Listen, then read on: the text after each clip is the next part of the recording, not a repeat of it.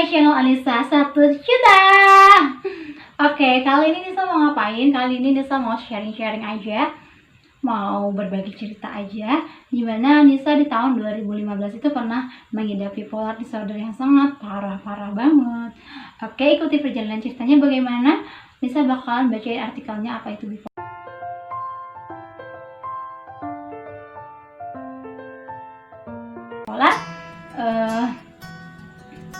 Bipolar disorder atau gangguan kepribadian bipolar adalah kondisi gangguan mental yang membuat pengidapnya memiliki mood swing atau perubahan suasana hati yang sangat ekstrim.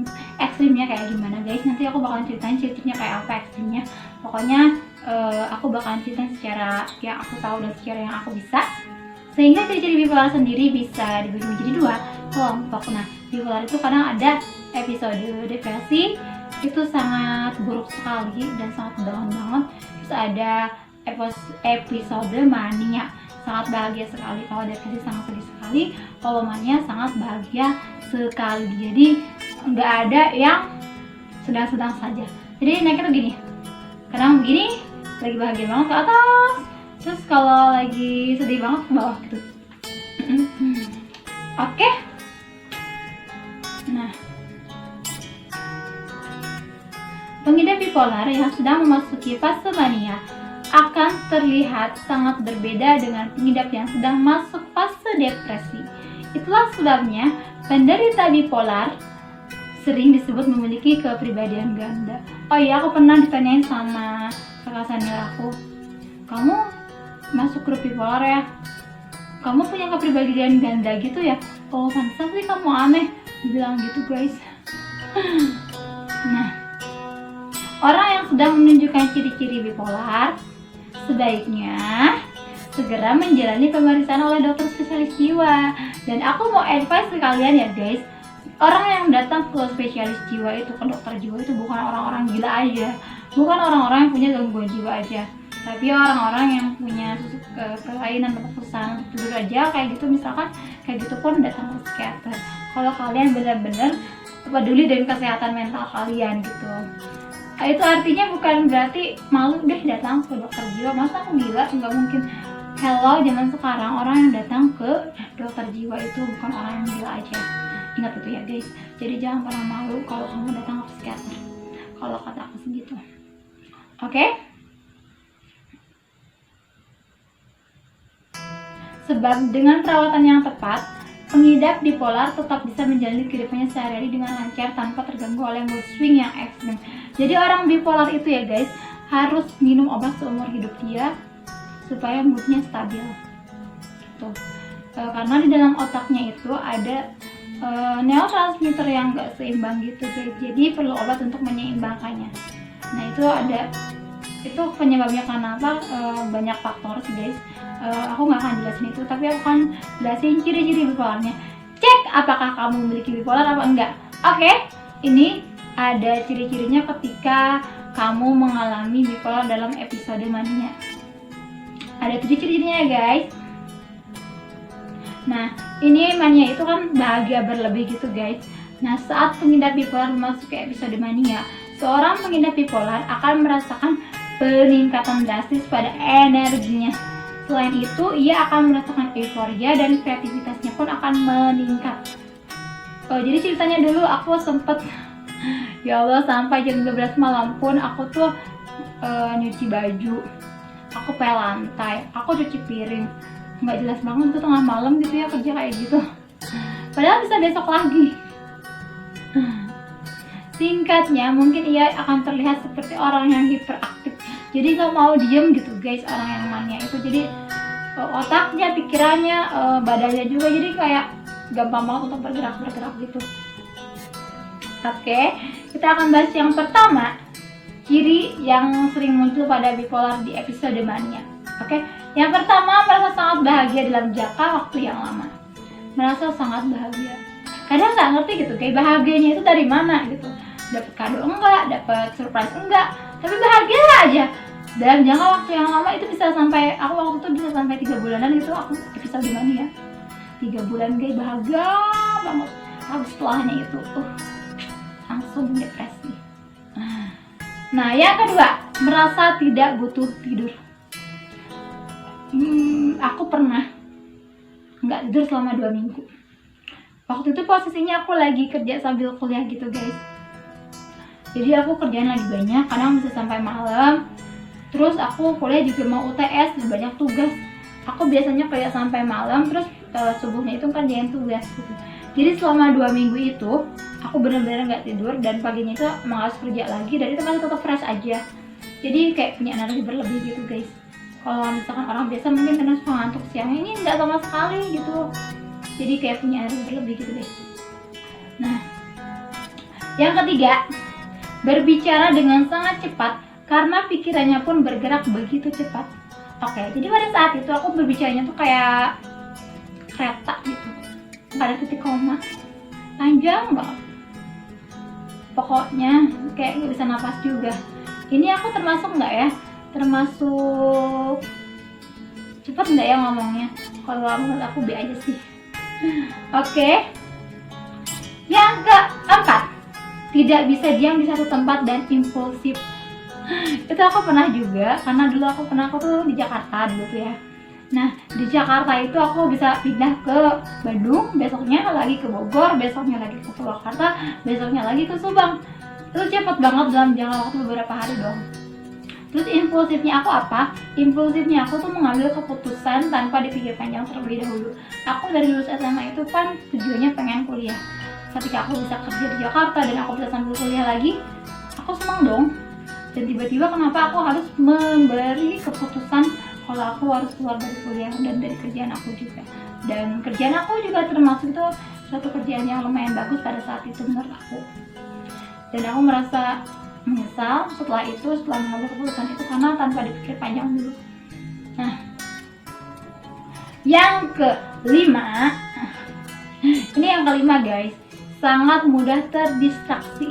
Jadi pikirannya itu nggak bisa fokus ke dalam satu apa yang sedang dia kerjakan. Kayak misalkan aku kerjanya lagi input data guys, ada teman-teman yang lagi ngomong apa-apa gitu, jadi kayak aku malah pengen dengerin orang lain ngobrol apa-apa gitu, atau tiba-tiba pengen chattingan, kayak pikirannya tuh pokoknya menclok gitu. Kayak aku lagi bikin nulis gitu, novel atau apa gitu, tiba-tiba kayak pengen nyanyi, kayak pengen apa gitu. Jadi mudah terdistraksi dengan lingkungan sekitar gitu, dan pikirannya juga mudah menclok gitu. Nah, terus yang keenam, menilai kemampuan diri secara berlebihan atau overconfidence. Ini yang paling lucu guys. Jadi dulu itu aku sempat overconfidence banget, sampai aku percaya diri banget kalau aku tuh lucu dan aku tuh bisa lolos audisi stand up comedy gitu. Makanya aku sampai berani diri ngikutin audisi Suci yang ke-6 kalau nggak salah di Kompas TV guys. Dan ternyata aku langsung diskualifikasi pas open mic itu. Aduh, lucu banget ya pokoknya, overconfidence. Dan itu kalau ngebayangin hal itu kembali malu sih, tapi nggak apa-apa deh, itu pengalaman aku ya guys. Aku juga pernah overconfident bahwa suara aku kayaknya bagus banget, sampai aku ikutan Samsul Hijaban gitu guys, dan akhirnya juga nggak menang karena itu perasaan aku doang yang terlalu pede kalau ikutan audisi bakalan menang. Aduh, ada-ada aja ya guys, itu orang bipolar aneh banget nih. Oke, ini 1, 2, 3, 4, 5. Yang ke-6, yang ke-7 guys, ini yang terakhir, ini yang ke-7. Mulai melakukan hal-hal yang berisiko tinggi seperti menghabiskan tabungan untuk judi, melakukan hubungan seks tidak aman, atau belanja barang-barang yang tidak diperlukan. Kalau menghabiskan tabungan untuk judi sih aku enggak, karena aku adalah Islam, itu nggak pernah judi juga. Kalau untuk menghabiskan tabungannya iya, untuk membeli barang-barang yang tidak berguna untuk aku. Barangnya itu aku kayak beli baju-baju branded, kayak beli Supermula, buat apa coba baju-baju dulu. Tapi nah, setelah itu barang-barang itu dikasih ke orang gitu kan guys. Kadang orang yang udah aku kenal dan orang yang belum aku kenal juga aku kasihin. Itu tuh nggak masuk akal banget kan guys. Perasaan di atas angin pada pengidap bipolar saat memasuki fase mania ini sangat berbahaya. Selain memicu tindakan berbahaya, perasaan ini juga akan merusak hubungan dengan orang sekitar.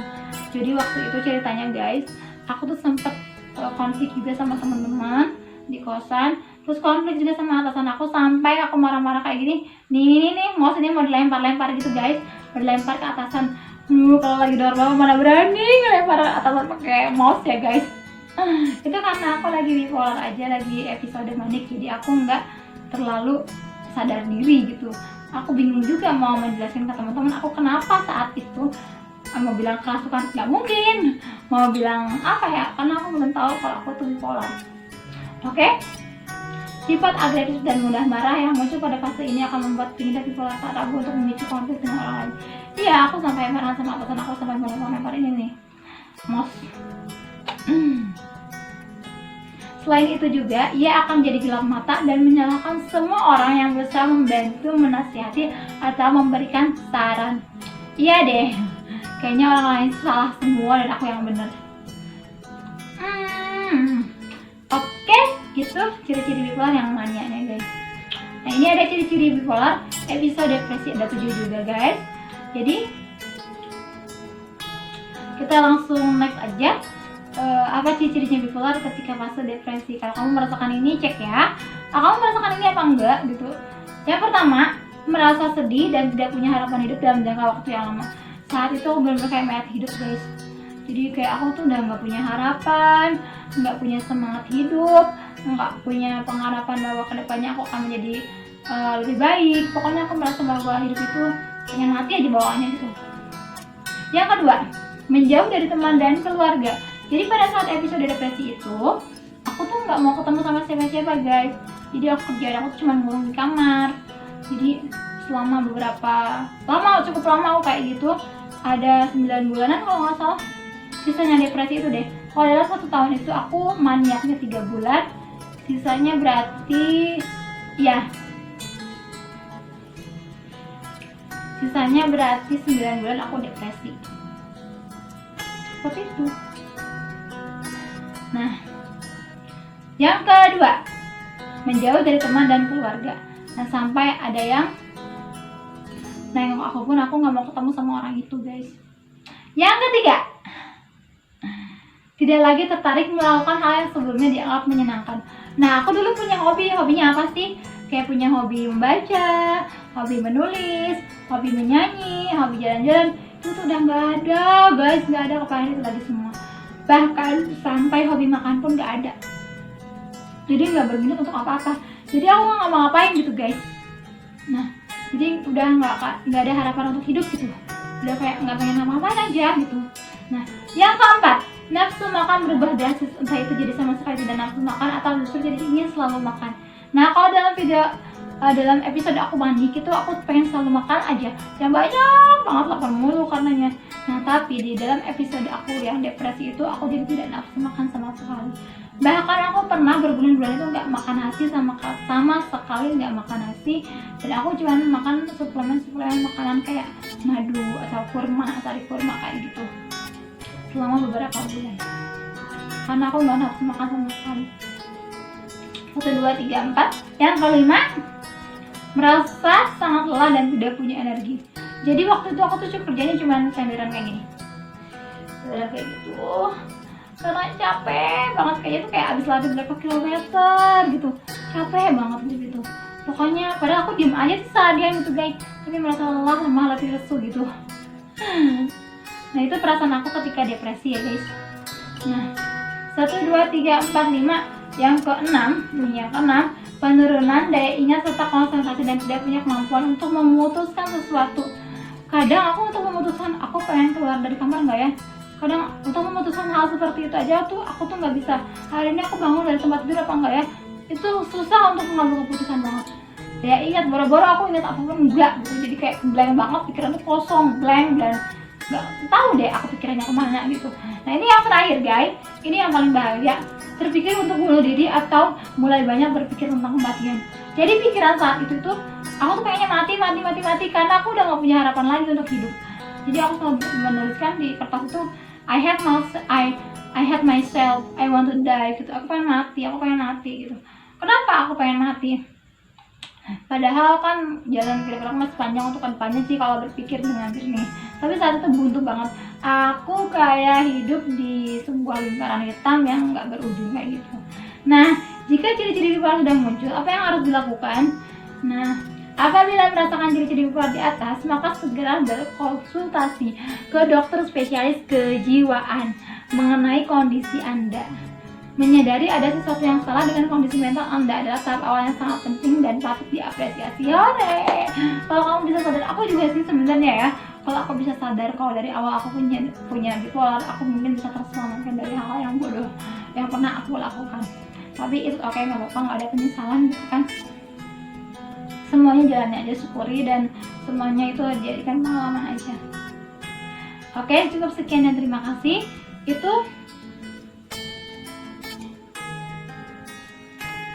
Oke, cukup sekian dan terima kasih. Sharing-sharing dari Nisa itu adalah ciri-ciri Anda pengidap bipolar. Ada 2 episode ya, episode manik dan episode depresi. Ada ciri-cirinya 7 masing-masing yang aku jelaskan. Mudah-mudahan bisa menambah wawasan kamu dan bisa menambah ilmu kamu tentang kesehatan mental ya guys. Jangan disepelekan kesehatan mental itu ya guys, karena itu bisa berakibat fatal banget. Nah, yang terakhir lagi dari Nisa ini, jangan lupa subscribe, like, comment, dan aktifin notifikasi loncengnya biar aku lebih semangat lagi bikin konten-konten selanjutnya.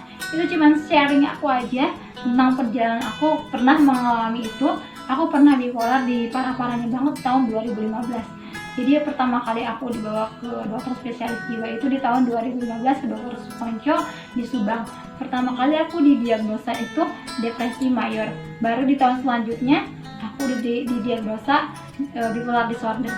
Karena pertama aku datang ke psikiater itu dalam kondisi aku lagi depresi, tanpa ada keterangan yang lebih bagus.